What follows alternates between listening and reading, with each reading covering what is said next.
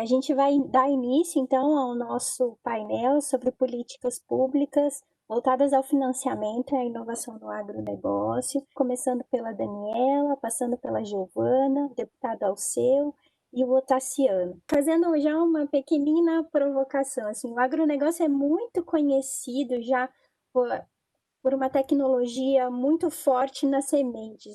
E aí, nessa tua fala, o que você acha que a gente poderia complementar ou o que a gente poderia pensar em termos de política pública para inovação no agro?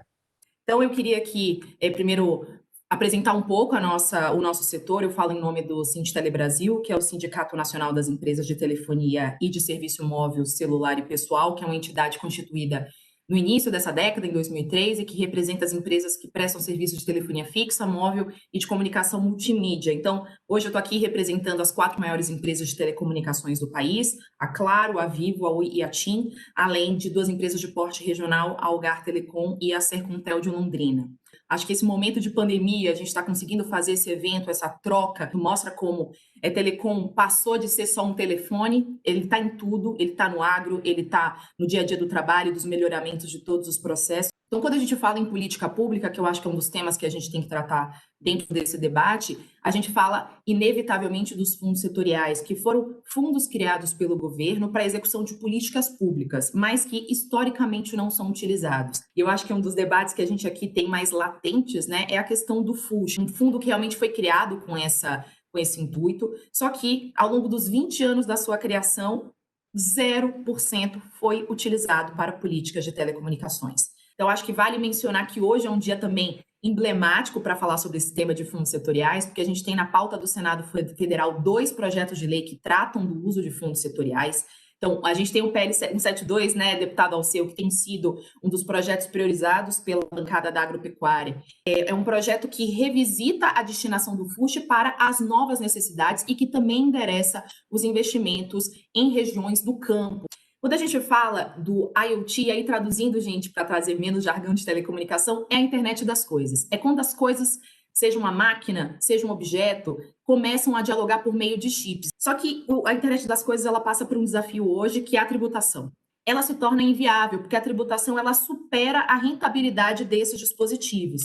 Então, por isso, também está em discussão e também existe um movimento de apoiamento no Senado, que ele também trata sobre a desoneração de impostos federais sobre os dispositivos máquina-máquina, torcendo para que essa reforma saia e traga mais justiça tributária e uma redução de carga para o setor. Eu queria só fazer mais uma menção, né, e destaque a 2 decretos que também vão conversar com o projeto de lei que a gente está em discussão, que é o decreto que regulamenta a nova lei de telecomunicações, que também saiu nesse ano.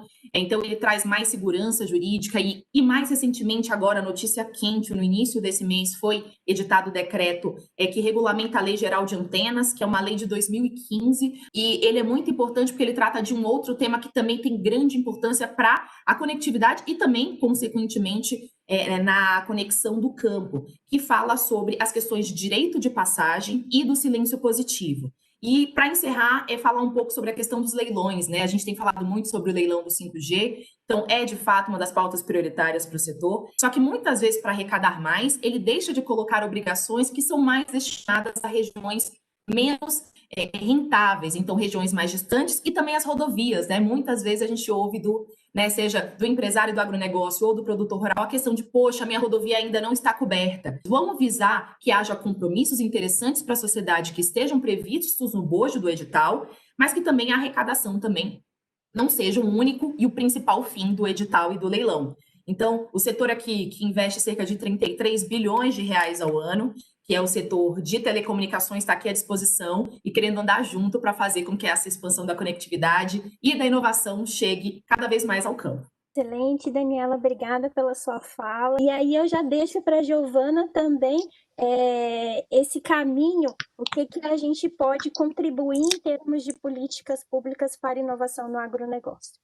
Eu queria aqui iniciar a minha fala contextualizando, né, acho que a importância dos mecanismos de financiamento da inovação do agronegócio frente aos desafios que o setor tem no país, que são essencialmente os desafios de aumentar a produção, né, criando novos paradigmas de confiança com o consumidor. Então, quando a gente olha pelo retrovisor, né, tomando como referência aí o segmento de grãos, né, que é o mais relevante em termos de valor bruto da produção no país, né, a gente viu que o Brasil triplicou a produção nos últimos 20 anos para esse recorde de 258 milhões de toneladas esperado para essa última safra, né? Então, olhando para frente, né, para os próximos 10 anos, o mapa estima um aumento de 60 milhões de toneladas, ou 23% da produção, e aí ainda no recorte de grãos, né?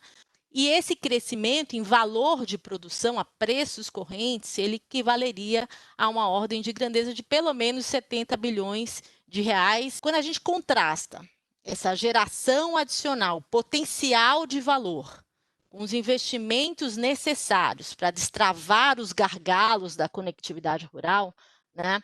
E os números que circulam, né, são investimentos aí da ordem de 8 bilhões de reais, apenas considerando os investimentos nas 14 mil torres, né, e 5.800 antenas a serem colocadas em torres já existentes, né? Então, essa equação de valor, essa equação econômica, ela faz muito sentido. Você tem um potencial de geração de valor enorme, você tem um gargalo já muito bem mapeado, né, que pode começar a ser destravado a partir do investimento aí inicial da ordem desses 8 bilhões de reais, de acordo com esse estudo. Então, a inovação, né, que é o foco aqui das nossas discussões de hoje, será não apenas mais intensivo em capital, como também mais intensivo em conhecimento. Mas entrando exatamente na questão do financiamento da inovação no campo, eu queria destacar aqui 4 principais mecanismos, né?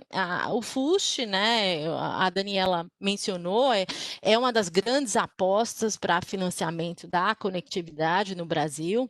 Eu queria destacar aqui o Fundo Garantidor Solidário. Né, ele funciona como um reforço de garantias nas operações de crédito, né? Não só em operações novas de crédito rural e operações de consolidação de dívidas, mas também para financiamento de investimento em infraestrutura de conectividade. Uma outra iniciativa que eu acho que é importante mencionar, que é a questão dos recursos do Inovagro, né? Então, dentro do Plano Agrícola e Pecuário, né, que foi anunciado também esse ano, teve uma ampliação de recursos de 33%, né? Então, o Inovagro conta agora com 2 bilhões de reais. O objetivo aqui é fomentar a agricultura 4.0, o crescimento da agricultura de precisão, a produção de bioinsumos, foi um aumento importante de recursos. E eu também queria deixar para vocês aqui a mensagem, né, e particularmente numa lei, que é a Lei do Bem. Né? A Lei do Bem não trata de financiamento para a inovação, mas ela permite uma economia de pelo menos 20% do valor investido em projetos de inovação tecnológica. São as principais oportunidades que nós estamos vendo nesse momento, são as colocações que eu gostaria de deixar aqui com vocês. E aí queria deixar, então, a fala para o deputado Alceu, nessa perspectiva, então, da Frente Parlamentar da Agropecuária. Eu queria começar dizendo o seguinte: era março de 2019, eu tinha recém assumido a presidência da frente, e nós reunimos 74 entidades para discutir o texto da Lei de Conectividade. Ela é de tamanha importância na produção do agronegócio brasileiro que ela vai se transformar num algo vital como é a terra, o sol, a chuva, né? Então, quando se fala do Fundo de Universalização da Telecomunicação, o FUST, o fundo com certeza deverá ser transformado num fundo garantidor.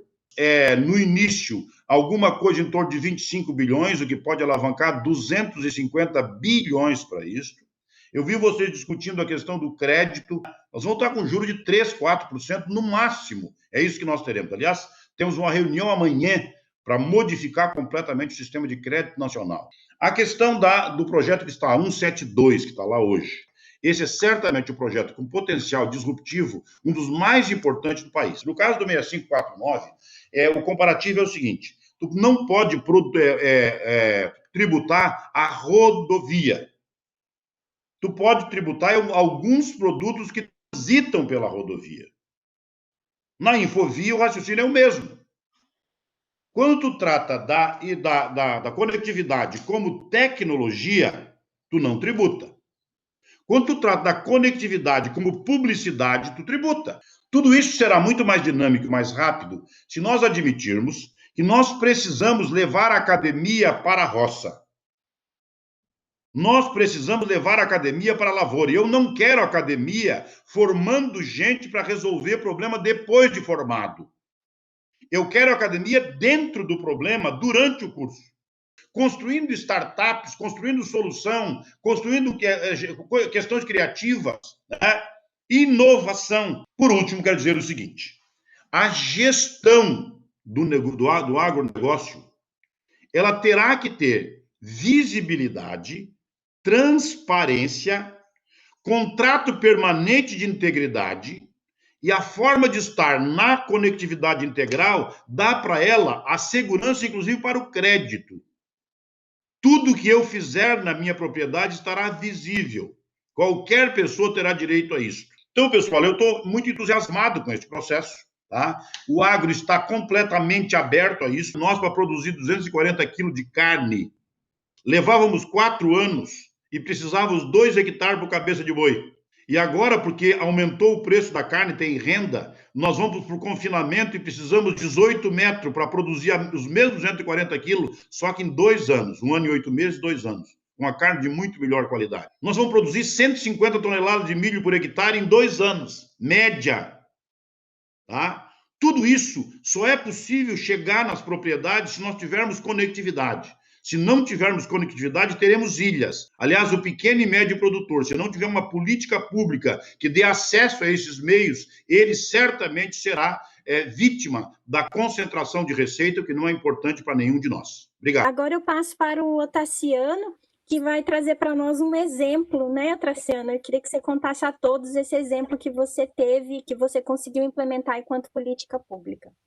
Eu vou relatar um pouco a experiência nossa quando eu estava no governo do Espírito Santo, e toda essa discussão de conectividade, essas políticas públicas, reforçam a possibilidade de nós incluirmos os produtores rurais que não conseguem produzir o suficiente para poder manter a sua propriedade e ser relevante para buscar mercados internacionais e diversas oportunidades. Um segundo elemento é que, quando a gente pega a produção brasileira, né, em 50 anos, nós deixamos de ser importadores líquidos de alimento e passamos a exportar para mais de 800 milhões de pessoas no mundo. Né? Tudo que nós conseguimos nesses últimos 50 anos tem 3 pilares. Né? É uma revolução biológica, a revolução química e uma revolução da mecanização. Esses 3 elementos combinados nos trouxeram para esse patamar extraordinário de produção no Brasil. Lá na Elo, o grupo, a gente combina esses 3 elementos, né? Acredita nisso. Combinado com dados, combinado com analytics, combinado com tecnologia, é isso que vai fazer o novo salto e vai garantir que o Brasil seja, não apenas hoje, mas daqui a 10, 15, 20 anos, continua como protagonista mundial na produção de alimentos. Eu atuei nos últimos 4 anos, na época do governador Paulo Artung, como secretário de Agricultura no Espírito Santo. Em 2008, a questão da telefonia, ela começou a aparecer como demanda do produtor rural. Em 2015, ela explodiu como demanda do produtor rural.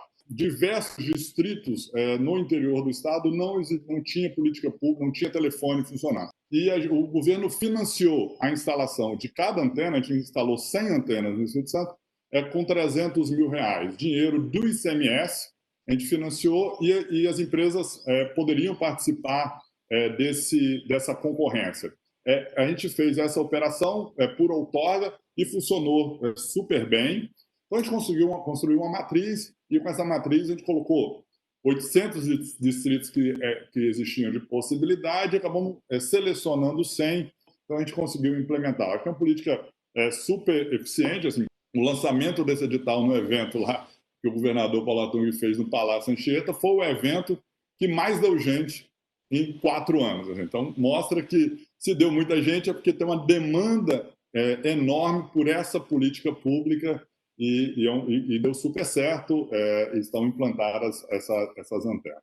Obrigada, Tassiano, trazer para nós essa conexão novamente, né, entre a necessidade do biológico e dos dados, que isso é fundamental quando a gente fala, aí voltando, né, tudo interligado, internet das coisas, conectividade, e também esse exemplo que você trouxe do que pode ser feito do ponto de vista de política pública, uma política pública local,